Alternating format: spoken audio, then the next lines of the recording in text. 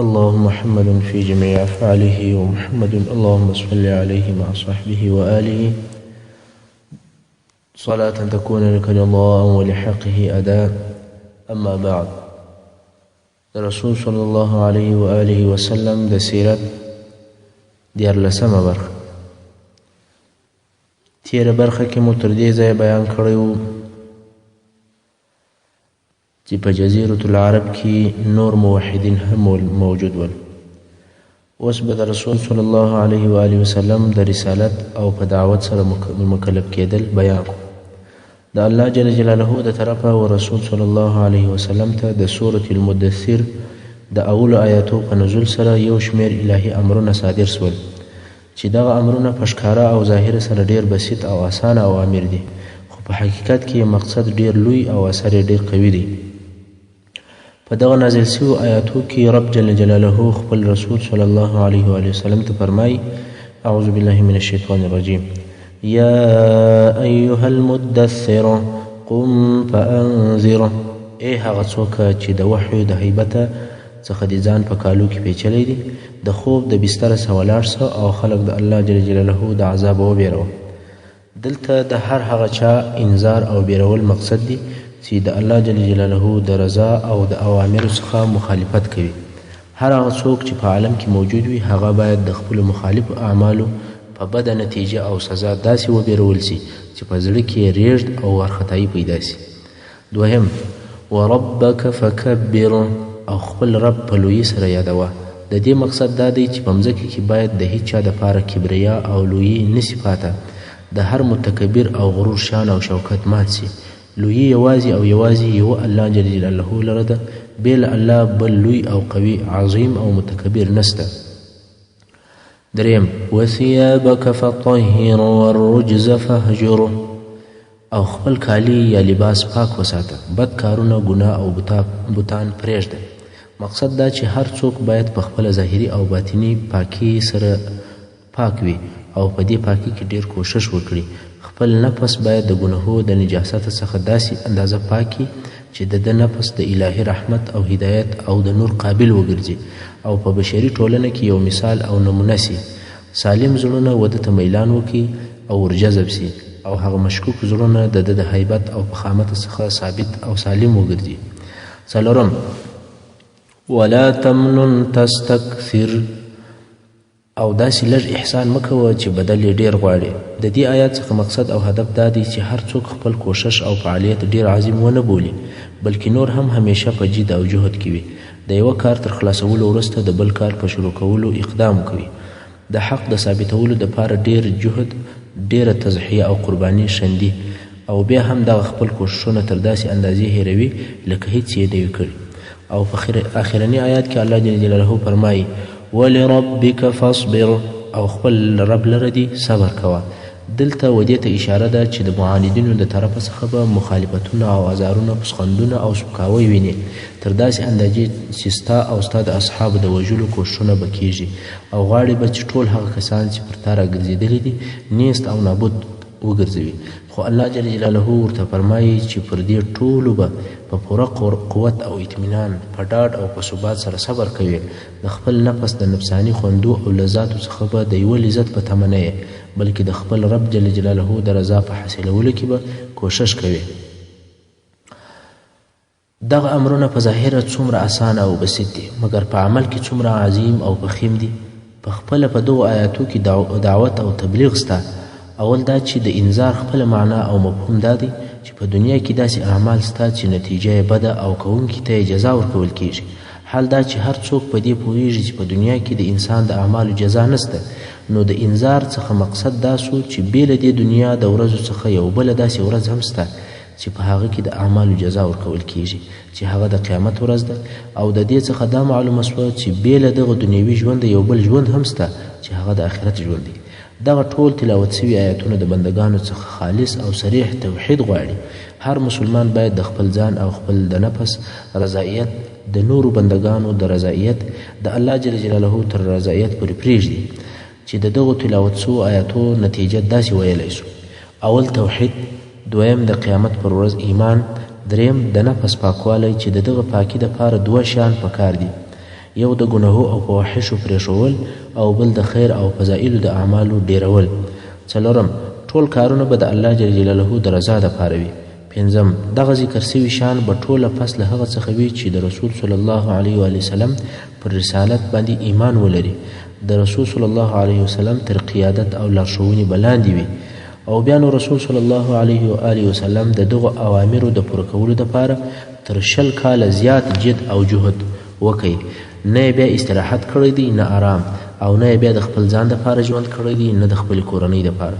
پاته ټول عمر یې په دعوت الله او جهاد فی سبیل الله کې تیر کړی دی. د رسالت دروند بار یې پر اوږو اخیستی و، د ټولې مځکې لوی امانت یې پر غاړه و، د ټولې عقیدې اصلاح یې وظیفه وه، او د دغه کار دپاره یې 2 قسمه جهاد کړی دی. د رسالت په 23 کلنۍ موده کې همیشه په معرکه کې ولاړو، له کومه وخته چې دغه الهي امرونه اوریدلی دي، د دغې وظیفې څخه بیا هیڅ نه دی مشغوله کړی. الله دې زموږ او د ټول بشریت له طرفه د خیر بدله او عوض ورکړي. امین یا رب العالمین. زموږ راتلونکی بحث ټول د رسول صلی الله علیه و آله وسلم د اوږده او د مشکلاتو څخه ډک جهاد یو نمونه ده چې دغه ټوله موده بیا رسول صلی الله علیه و آله وسلم نه آرام کړی دی، نه استراحت. او خدیجې رضی الله عنها مبارک ته به ویل یا خدیجه د خوب او آرام، راحت او استراحت وخت تیر سو، اوس د دعوت او د جهاد وخت شروع سو. اوس نو موږ کولی سو چې د رسول صلی الله علیه و آله وسلم دغه د دعوت موده و 2 زمانو ته وویشو، چې یوه د مکې مکرمې زمانه ده چې تقریبا 14 کاله یې په بر کې نیولي دي، او بله یې د مدینې منورې زمانه ده چې پوره 10 کاله یې دوام وکړي. بیا تر دغه هره زمانه باندې چې شروع او پیل وسی، نو د هره زمانه په خاص مرحلو باندې ویشل کیږي، چې هره مرحله د نورو مرحلو څخه په خاص خصوصیاتو باندې فرق او امتیاز لري. نو په دغه اساس موږ کولی سو چې د مکې مکرمې زمانه و 3 مرحلو ته وویشو. اوله مرحله پټ او سری دعوت و چې 3 کاله دوام درلود. دویمه مرحله د اهل مکې څخه په ښکاره باندې دعوت چې د بعثت د 4م کال څخه شروع سو او د بعثت د 10م کال تر اخره پورې دوام وکړي. دریمه مرحله د مکې مکرمې د باندې دعوت دی چې د بعثت د 10م کال د اخره څخه شروع سو او بیا تر هجرت پورې دوام درلودی. خو د مدینې منورې د وخت او د زمانې مرحلې به بیا په هغه خپل ځای کې په تفصیل سره درته بیان شي ان شاء الله تعالی. د مکې مکرمې د دور اوله مرحله چې سری دعوت او یا پټ دعوت هغه 3 کلونه دي. دا معلومه خبره ده چې مکه مکرمه د عربو دینی مرکز و او کعبه شریفه د ټولو عربو دپاره د دوی د باطل دین په مقدسه بوتانو باندې ډکه وه. په دغه ځای کې د اصلاح و مقصد ته رسېدل نسبت و هغه لیرې ځایو ته ډېر سخت او مشکل کار و. دلته او په دغسې ځای کې و داسې فولادي عزم ته احتیاج او ضرورت و چې مشکلات او تکالیف تاثیر نشي پر کولی. او په داسې ځای کې هنر او حکمت دا دی چې په ابتدایي مرحله کې دعوت پټ او سری وي. دا د دې دپاره چې ټول اهل مکه چې د ټول اهل مکې ته ناڅاپه یو داسې کار ورونه فرمایل سي چې د دوی هیجان او احساسات راوپاروي. نو د عقل تقاضا دا و چې رسول صلی الله علیه و سلم په شروع کې اسلام پر داسې چا عرض کړي چې هغه د ده کورنۍ یا په ده پورې مشتي خلک وي یا د ده اشنایان وي، او هر هغه څوک اسلام ته راوبولي چې په هغو کې د خیر علامې موجودې وي، او داسې څوک دعوت کړي چې رسول صلی الله علیه وسلم دوی پیژني او دوی بیا رسول صلی الله علیه وسلم پیژني. یعنی دته دا معلومه وي چې دغه خلک حق او خیر خوښوي، او هغوی ته بیا رسول صلی الله علیه وسلم په صدق او د اصلاح په صفت ور معلوم وي، او د هغو څخه بیا هغو کسانو ته د رسول صلی الله علیه وسلم دعوت ورسیږي چې هغه د رسول صلی الله علیه وسلم په عظمت او د نفس په پاکوالي او د خبرو په صداقت کې هیڅ شک نه لري.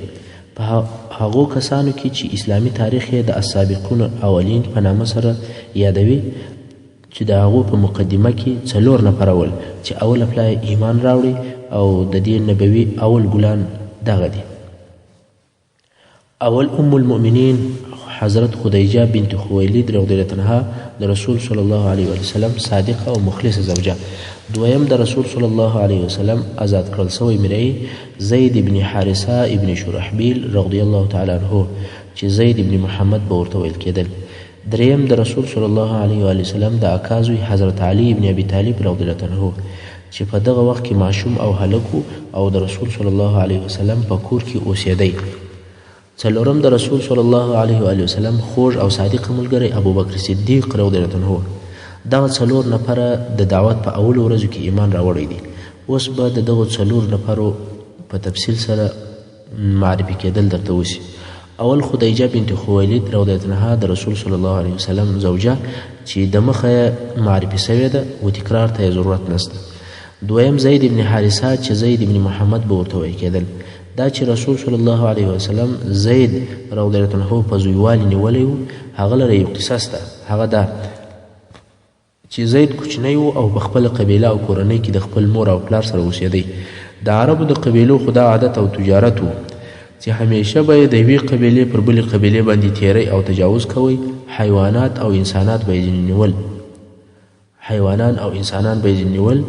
خو یو وخت دغه زید چې په خپله قبیله کې اوسېدی یو بلې قبیلې حمله پر وکوله چې په دغه وخت کې د زید عمر 8 کاله و او زید هم د بندیانو په جمله کې بوتلی او بیا یې د مریی په شکل باندې خرڅ کړي.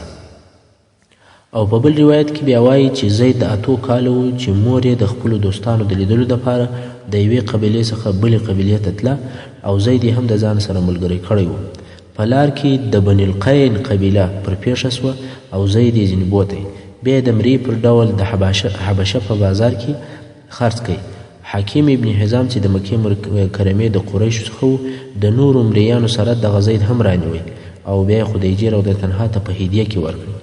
خدیجې رضی الله عنها بیا د رسول صلی الله علیه وسلم سره تر واده کولو وروسته و رسول صلی الله علیه وسلم ته په هدیه کې ورکړي. د زید پلار چې حارثه نومېدی په زید پسې ډېر غمجن و او همیشه به په تلاش کې و چې چیرې به پیدا کړم. په دې کې کلونه تیر سول چې پلار په زوی پسې ګرځي څو په آخر کې دا معلومات ورته وشو چې زوی یې په مکه مکرمه کې دی. نو د خپله وروره سره را رهي سو او مکې مکرمې ته رالی. زوی یې پیدا کړی او د هغه مالک ته چې محمد صلی الله علیه وسلم دی ورلی. البته دا قصه د مخه تر بیاسته وله. ولیا محمد صلی الله علیه وسلم دغه زید زما زوی دی او دی مریی نه بلکې حر دی خو دشمنانو خرڅ کړلی دی. زه اوس راغلی یم او غواړم چې دغه خپل زوی ستا څخه رانیسم. رسول صلی الله علیه وسلم ورته وفرمایل یا خرڅوم یا نه مګر یو کار به وکړم هغه دا چې په خپله به زید ته اختیار ورکړم که ستا سره ځي در سره ولاړ دي سي او زما له طرفه بې قیمته دی آزاد دی او که زما سره پاتېږي پاتې دي سي. د زید خوښ او اختیار. د زید پلار حارثه په دې خبره باندې ډېر خوشحاله سو چې دا ډېر ښه اختیار دی ځکه حارثه پوهېدی که یو چا ته اختیار ورکړل سي چې مریی پاتې کېږي او که د پلاره سره ځي هغه حتما د پلاره سره ځي. رسول صلی الله علیه وسلم زید راوغوښتې او پوښتنه یې ځینې وکوله چې دغه نفر پیژنې؟ زید هو دا زما پلار دی او دغه بل مې اکا دی. نو پلار خپل زوی زید ته وویل زویه محمد صلی الله علیه وسلم تا ته اختیار درکړی دی دلته د ده سره مریی پاتې کېږي او که زما سره ځې. زید وویل والله تر محمد صلی الله علیه وسلم هیڅوک نه خوښوم او نه یې څوک اختیاروم. دا تر بعثت د مخه د رسول صلی الله علیه وسلم اخلاقو. له دغه ځایه د رسول صلی الله علیه وسلم اخلاق او ګزاره معلومیږي چې حتی د مریی سره په څنګه ښه ژوند او د مهربانۍ او د محبت څخه ډکه ګزاره ورسره کوله. او زید نور هم وویل والله زما ګمان داسې نه دی چې مور او پلار دي داسې ښه او محبت را سره وکړي او داسې ښه د محبت ژوند دي را سره وکړي لکه محمد صلی الله علیه وسلم چې را سره کوي. تاسې دې رحمت او مهربانۍ او حسن معاشرت ته وګورئ چې خیر البشر رسول صلی الله علیه وسلم یې د یو مریی سره کوي تر داسې اندازې چې هغه مریی د رسول صلی الله علیه وسلم سره پاتېږي او د مور و پلار سره تلل نه غواړي. دغه اخلاق یې د مخه تر دې و چې وحی ورته نازل سي او د الله د طرفه په رسالت سره اختیار کړل سي. نو ځکه به خلکو صادق الامین ورته ویل او زید پر دې ټینګار کوي چې د محمد صلی الله علیه وسلم سره زه پاتېږم او د پلار سره نه ځم. د زید پلار چې حارثه و په تعجب کې سو چې دا څنګه کېدلی سي چې یو چا لره دي مالک تر پلار خوښ وي. نو بیا رسول صلی الله علیه وسلم د دې دپاره چې د حارثه زړه مطمئن سي زید یې تر لاس ونیوی او د قریشو په حضور کې دا اعلان وکوي چې دغه زید آزاد او حر دی او بیا دا هم ورسره وویل چې زید زما زوی دی. تر اسلام د مخه او د جاهلیت په وختو کې په عربو کې داسې ول چې یو چا به پردی څوک خپل زوی وګرځوي هغه به په ټولو احکامو او معاملاتو کې داسې سو لکه د ده نسبي او واقعي زوی، یعنی په میراث د نکاح په حراموالي کې او په داسې نورو مسایلو کې به د واقعي زوی او د فامیل جز وګرځېدی. نو خود تر دغه ورځې وروسته زید ته زید ابن محمد ویل کېدل تر څو چې دغه د تبني یعنی د بل چا زوی د ځان زوی ګرځول په اسلام کې منع شول. څنګه چې پس له بعثت رسول صلی الله علیه وسلم په دعوت او تبلیغ امر کړل شو او دغه زید د رسول صلی الله علیه وسلم په کور کې اوسېدی او رسول صلی الله علیه وسلم اسلام ته دعوت کړی نو زید هم مسلمان شو. دریم نفر چې په اسلام مشرفه شوی دی هغه هم د رسول صلی الله علیه وسلم په کور کې اوسېدی. هغه حضرت علی ابن ابي طالب رضی الله عنه د رسول صلی الله علیه وسلم په کور کې د حضرت علی رضی الله عنه د اوسېدلو سبب دا و چې ابو طالب ډیر غریب و او دا واقعا هم تر بعثت د مخه وه. ابو طالب دونه غریب او مسکین و چې د خپلو اولادو نفقه نسوی برابرولی او د خپلو اولادو نفقه پر تکلیف و. نو رسول صلی الله علیه وسلم خپل اکا عباس رضی الله عنه ته ورغلی او ورته ویې ویل ای اکا ته د ابو طالب په غریبۍ او مسکنت باندې خبر یې حتی د خپلو اولادو خواړه او نفقه هم نشي برابرولی. که دې خوښه وي وربسو او موږ به هر یو د ده د اولادو څخه یو واخلو چې زموږ سره به اوسېږي د هغو کفالت به وکړو یعنی خواړه او مصرف به یې پر خپل ځان کړو.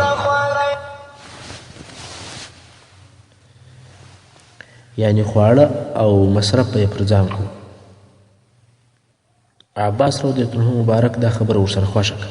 ول سید نو بیا دوی ټول رالل او ابو طالب ته کښېنستل او ورته ویل چې موږ دا سره جوړه کړې ده چې موږ هر یو به ستا د زامنو څخه یو اخلو او زموږ سره به وي.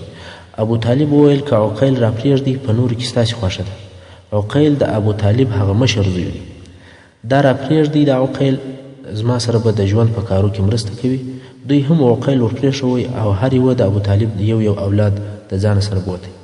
رسول صلی الله علیه وسلم علی ابن ابي طالب راوستی ځکه علی رضی الله عنه په هغه وخت کې هم پر رسول صلی الله علیه وسلم باندې ګران و نو ځکه یې حضرت علی صاحب د رسول صلی الله علیه وسلم سره رالی او په کور کې یې تربیه کړی. حضرت علی رضی الله عنه هیڅ وخت د بت عبادت یا بت ته سجده نه ده کړې ځکه دی د رسول صلی الله علیه وسلم په کور کې لوی او تربیه سو. او دا چې موږ وایو علی کرم الله وجهه د هغه مقصد هم دا دی چې الله جل جلاله د ده مخ مکرم کړی دی په دې سبب باندې چې ده هیڅ کله و بتانو ته عبادت نه دی کړی. او دا د دې جملې د ویلو سبب و چې موږ د علي رضی الله عنه د نامه سره کرم الله تعالی وجهه وایو. نو علي رضی الله عنه هم مسلمان شو چې دا د رسول صلی الله علیه وسلم د کورنۍ څخه دریم نفر دی. او بیا د رسول صلی الله علیه وسلم لونو چې رقیه وه، زینب او ام کلثوم او فاطمه رضی الله تعالی عنهن اجمعین دوی ایمان راوړی. دا د رسول صلی الله علیه وسلم په کورنۍ کې دننه د ایمان راوړلو ترتیب و. خو د رسول صلی الله علیه وسلم تر کورنۍ د باندې هغه اول نفر چې اسلام ته دعوت شوی دی او هغه هم بې له پوښتنې او دلیل څخه اسلام او ایمان قبول کړی دی هغه ابوبکر صدیق رضی الله عنه دی. رسول صلی الله علیه وسلم فرمایي هر څوک چې مې اسلام ته رابللی دی د اسلام په باره کې بحث او نقاش راسره کړی دی، پوښتنې او معلومات یې راڅخه کړي دي بې له ابوبکر. فقط رسول صلی الله علیه وسلم ورته وویل زه د الله له طرفه رسول یم. ابوبکر رضی الله عنه مبارک وویل اشهد انک رسول الله، شهیدي ادا کوم چې ته رسول الله یې، بې له نقاشه بې له بحثه بې له پوښتنې چې کله او څنګه. او دا یې هم نه وپوښتل چې څنګه دین دی او د کوم راغلی دی، هېڅ پوښتنه یې ونه کړله. صدیق اکبر رضی الله عنه د اولې لحظې څخه صدیق و. دا ولې ذکر ابوبکر صدیق رضی الله عنه ته د رسول صلی الله علیه وسلم اخلاق، امانت، صدق او صداقت دا پوره ور معلوم ول او رسول صلی الله علیه وسلم یې پوره پیژندی او په دې پوهېدی چې رسول صلی الله علیه وسلم هیڅ کله د حقیقت سره مخالفه خبره نه کوي او نه یې کړې ده. پس له هغه څخه چې ابوبکر صدیق رضی الله عنه په اسلام مشرفه شو خو نو سمدستي په تبلیغ او په دعوت باندې شروع وکوله. څنګه چې ابوبکر صدیق رضی الله عنه د الفت او د محبت خاوند و، پوست او نرم سړی و، ښه اخلاق یې درلودل. د ده د قوم خلک به د ده د علم او د تجارت او د ده د ښو اخلاقو او د پوهې په سبب ورته راتلل. نو ده هم د هغو کسانو په دعوت باندې شروع وکوله چې د ده ملګري او مجلسیان ول. د ابوبکر صدیق رضی الله عنه په دعوت سره په اولو ورځو کې دغه کسان مسلمانان سوي دي: عثمان ابن عفان الاموي، زبیر ابن العوام الاسدي چې ځوان او د شپاړس کلو، عبدالرحمن ابن العوف، سعد ابن ابي وقاص چې د قوم په اساس باندې د رسول صلی الله علیه وسلم د ماما زوی بلل کیږي، طلحه ابن عبید الله. دغه ټول د حضرت ابوبکر صدیق رضی الله عنه د دعوت په واسطه مسلمانان سوي دي. دغه اته نفره د اسلام اوله ډله او د محمدي دعوت اول ګلان دي. دغه کار د واقعي او صادق مسلمان کار دی. کله چې ایمان راوړي په هغه لحظه یې په دعوت باندې شروع وکول چې دا د ابوبکر صدیق صدق او تصدیق دی، او ابوبکر صدیق رضی الله عنه تر ټول امت غوره او بهتره دی. ځکه رسول صلی الله علیه وسلم د ده په باره کې فرمایي: لو وزن ایمان الامه بایمان ابي بکر لرجح ایمان ابي بکر. یعنی که د ابوبکر ایمان د ټول امت د ایمان سره وتلل سي، د ابوبکر ایمان به پر دروند سي. او رسول صلی الله علیه وسلم فرمایي: والله ما وطئ الارض بعد الانبیاء خیر من ابي بکر. یعنی والله پس د انبیاو څخه تر ابوبکر ښه او بهتر پر مځکه نه دی ګرځېدلی. نو د رسول صلی الله علیه وسلم په شهیدي سره پس له انبیاو څخه ښه او بهتر د ټولو خلکو ابوبکر صدیق رضی الله عنه دی. دا د صدیق اکبر رضی الله عنه مقام او درجه ده، او دا یې پیداکاري وه چې د اسلام په شروع او ابتدا کې یوازې د دعوت دپاره دغسې خدمت وکوئ چې د 10 مبشرو څخه 5 نفرو د ده رضی الله عنه پر لاس باندې اسلام راوړ. او د هغه کسانو څخه چې په اول او په شروع کې په اسلام مشرفه سوي دي د ځینو نومونه داسې دي: بلال ابن ابي رباح الحبشي، د دې امت امین ابو عبیده عامر ابن جراح، ابو سلمہ ابن عبد الاسد، ارقم ابن ابي الارقم، عثمان ابن مزعون، او د ده دوه ورونه قدامه او عبدالله، عبیده ابن الحارث ابن المطلب، سعید ابن زید، او د ده ښځه فاطمه بنت الخطاب چې د عمر ابن خطاب رضی الله عنه خور ده، خباب ابن الارت، عبدالله ابن مسعود، او ځینې نور خلک رضی الله تعالی عنهم اجمعین چې دغه نفرو ته السابقون الاولون ویل کیږي. دغه ذکر سوي خلک په پټه مسلمانه سوي ول، او رسول صلی الله علیه وسلم به د تعلیم او د ښوونې دپاره په پټه سره یوځای کول او دین به یې ورښوی. ځکه تر اوسه پورې دعوت سري او فردي و. کله چې په دغو کسانو کې اسلام وار په وار نور هم نشریدی، نو د یوه نفر چې به د عبادت کولو اراده سوه، نو به د مکې مکرمې په شیلو کې د قریشو د سترګو څخه نهام پټ یو ځای هلته ودرېدی، او هلته به یې په پټه د خپل رب جل جلاله عبادت کوی. او بیا چې د دغو مسلمانانو شمیر 10 نفرو ته ورسېدی چې په دې عدد کې نارینه او ښځې دواړه داخل دي، بیا نو رسول صلی الله علیه وسلم د دوی د اجتماع او د تعلیم دپاره د دوی څخه د یو نفر کور اختیار کړي چې دغه کور د ارقم ابن ابي الارقم رضی الله عنه کور و. دلته به د تعلیم او دیني لارښوونو دپاره سره یوځای کیږو. د سورة المدثر تر نزول وروسته پرلپسې وحی نازلېدې چې د دغه وخت نازل سوي آیاتونه د نفس پر پاکۍ او د ګناهو پر پرېښولو باندې مشتمل ول. د اور او د جنت بیان پکښې موجود و. مؤمنان یې په داسې فضا کې تربیه کول چې د مشرکانو د وجود او د ټولنې څخه یې ډېر فرق درلودی. د دغې مرحلې دعوت که څه هم سري او فردي و، خو بیا هم قریشو ته ځینې اخبار رسېدل، خو قریشو کومه خاصه پروا نه پکې کېدله.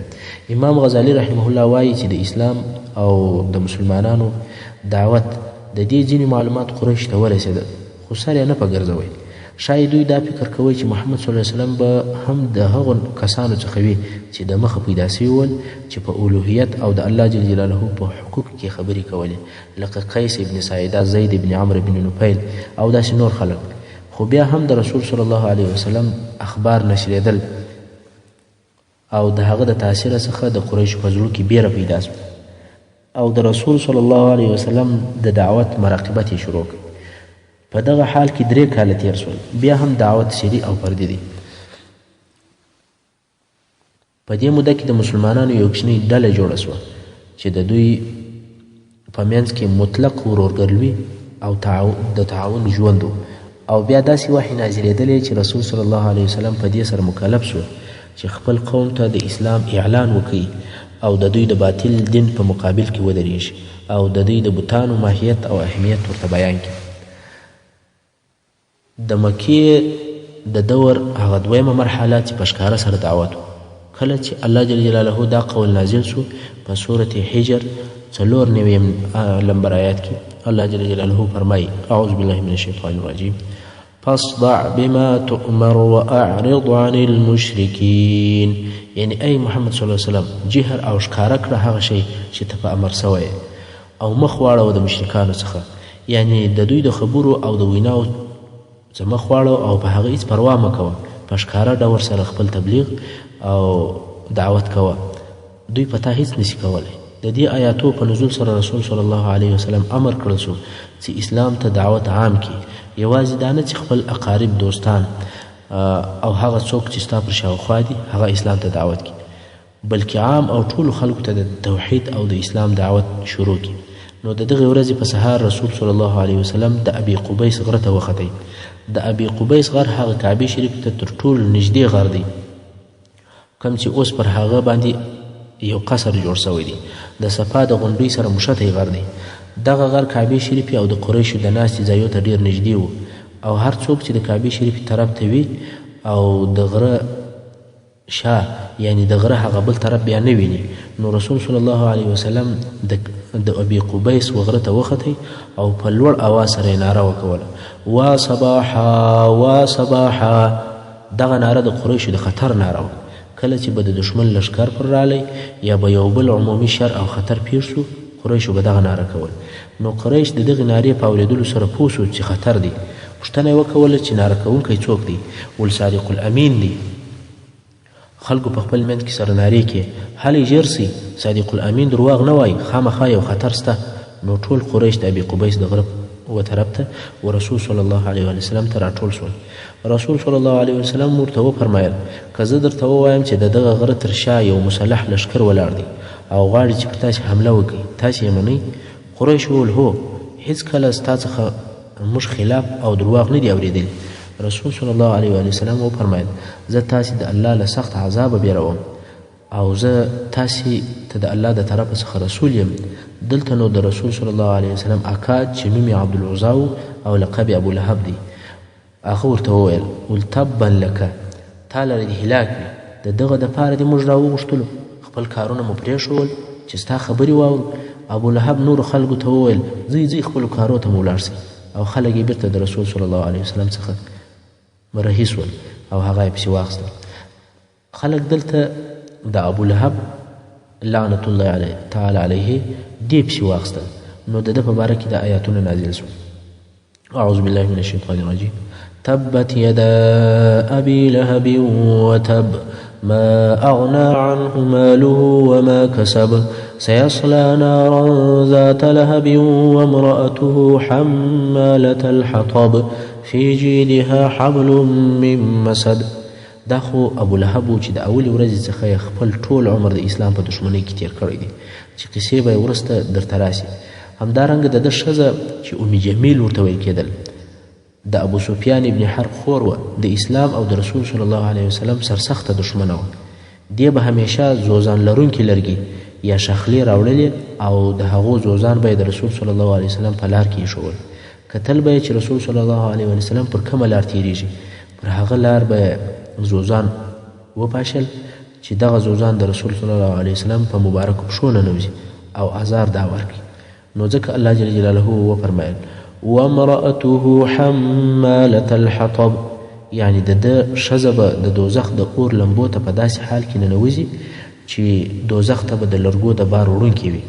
فی جیدها حبل من مسد، د دې په غاړه کې به د اور رسۍ وي. د دغه آیات شریف په ترجمه کې ډیر مفسرین وایي چې په دوزخ کې به د دې په غاړه کې د اور امیل یا غړګۍ وي، ځکه دې یو ډیره قیامت بها غړګۍ یا امیل درلودی او دې په لات او په عزا سره قسم یاد کړی و چې زه به دغه خپل امیل د محمد صلی الله علیه وسلم په دښمنۍ کې مصرفوم. نو الله جل جلاله به د دغه عمل په عوض او د دې پر ځای باندې په دوزخ کې د اور امیل یا غړګۍ ور په غاړه کې او د دې بدبختي مرګ په ډیر عجیب شکل سره و. هغه دا چې دې یو وخت د بوټو یا د لرګو بار راخستی و، پر لارې ستړې سوه، نو یې دغه بار و یو لوی ډبرې ته کښېښوی چې په هغه ځای کې ځان وساکي. د الله جل جلاله په امر سره د بار رسۍ د دې په غاړه کې غوټه سوه او بار د ډبرې شاته ولوېدی.